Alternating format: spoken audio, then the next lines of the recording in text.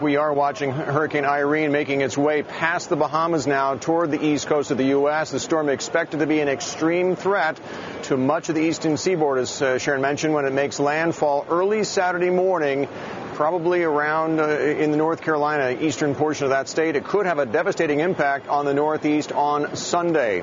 NBC's Lilia Luciano is in the Bahamas right now with the latest on the storm. Lilia? Ouch. Well, what's going on here, the storm is finally departing, leaving us and approaching the U.S. However, now is a time when local agencies and emergency management start assessing the real damages of this storm in the Bahamas.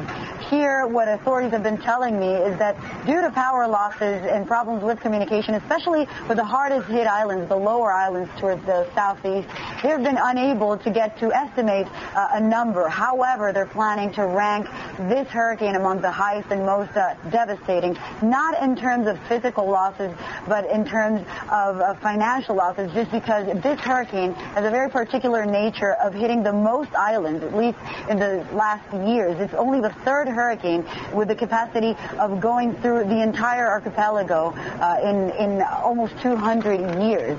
Now, that's local, and this is in terms of structure. Now, tourism here in the Bahamas is a great deal. It accounts for 60% of the country's GDP, and as you can imagine, a storm like this not only drives further tourism away, but local tourists and hotels have to endure a great deal of cost. Hotels are implementing cancellation policies to people who cut their vacation short. They made sure to assign further dates also in the airport. Between 3,500 and 4,000 people left earlier.